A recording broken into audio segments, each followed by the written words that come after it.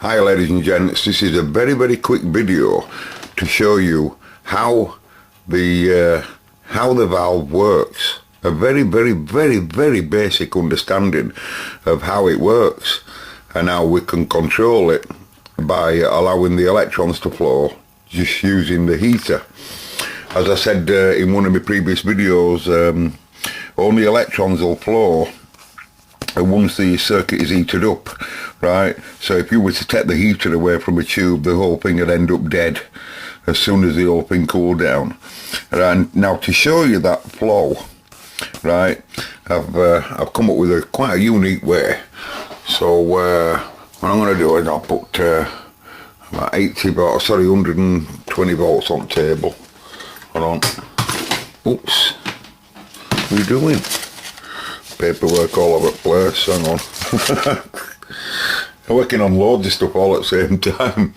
Right, so watch my AC come up. Now I got no audio wise going into amplifier.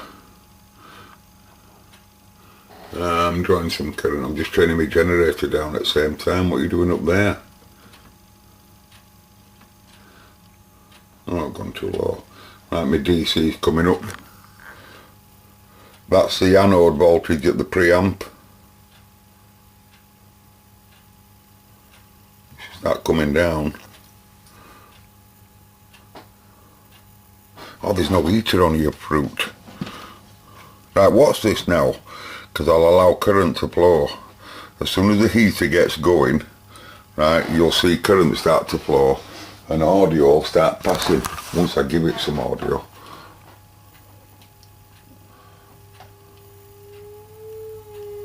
Let me just lock my trigger. Just hang on. Now, because of the circuit on how it's connected with the transformer, it's difficult for me to show you how I'd like to show you, because if I was to take HT off or certain other things at the same time, things start to get upset, right, for obvious reasons, you know, because the whole voltages change all the way around the circuit. But what I'm going to do now, right, is I'm going to drop you can hear the amplifiers running. Well, for this test I don't want it to do. I don't want none of this really, this PA to run. I just want you to show you the current flow of the UCC83 with that tone going in at the moment, right? So we're putting our 500 hertz tone in. Right, just because it's easier for your ears.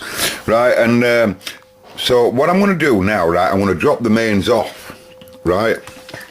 So now the heater supply and the high tension from him is over. The heater supply and the high tension from him is over.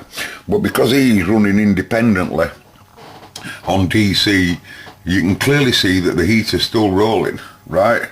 So this scope now is coupled up to the preamp's output. So watch now when I give it some AF, right? You can clearly see now, if I can just turn my scope a bit because it's sunlight.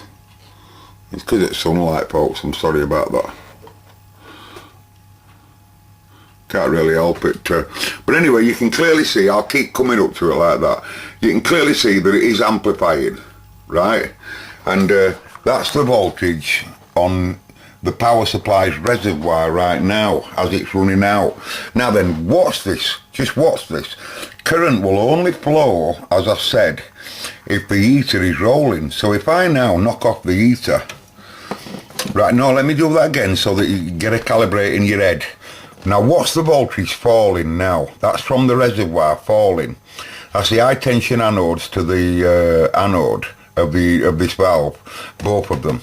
So you can clearly see it's falling, and that's because the EWC83 is pulling current from the reservoir and it's trying to pass it on because the heater's still rolling. But watch what happens as soon as I remove its heater. Voltage will stop and then start going other way. The capacitor will start rising. Right, you see my heater's dropped off now at 0. That means it's not pulling any current. So my reservoir, doing what a capacitor does, capacitors capacitate the voltage and grab all them electrons and store them. Right? Now, you can clearly see there that my audio amplifier's input at the same amplitude has stopped. The amplifier isn't running anymore. It's not passing any audio on. But yet there's 27 volts on table. Right, 28, and it'll just keep rising ever so slightly until it gets to highest where it can collect, you know. Now watch what happens when I give it the heater now. Without doing outwit reservoir, I'll just give it the heater. So if we heat the chamber up, electrons will start to flow, so then it'll start draining the reservoir again. And immediately, she'll start amplifying. How's that for an explanation? I could have made it, like I say, if this wasn't here, I could show you that better, but so you can clearly see now it's just going down again as it's sucking juice from power supply's reservoir. So watch what happens when I remove heater again. It starts to fill reservoir. Remember, mains input, i.e. Tony over there, is all off. He's completely out of there, him. Right? That's the only voltage that's making it to anode of the 84, 18 volts, because HT's off. He's rising simply because the capacitor reservoir's rising, right? So you'll see, if I were to put heaters on, the whole flow in all of that lot will change. So he'll start, as soon as heater gets going, he'll start sucking some juice again, and all lot will start falling as it's all sucking supply out at cap. How's that for an explanation, folks? Has that done anything for you? Can you see it now? Can you see them little smiley electron faces firing into anode now? But as soon as we rob it, you can see it gains lowering all the time. That's because anode voltage is lowering all the time, you see. We're running at 7 volts, amazing. And that's why you see some tubes come up again. You'll see it rise again. And you'll see him start to stop amplifying. As the heater cools down, eventually you'll just stop amplifying. As you can clearly see on Exhibit D. You know, and that's why you see some tubes in certain circuits. If the circuit and the tube can do it, they can run on all kinds of voltages. You can run an 83 on 12 volt or an 82 on 12 volt if you wire it in different ways.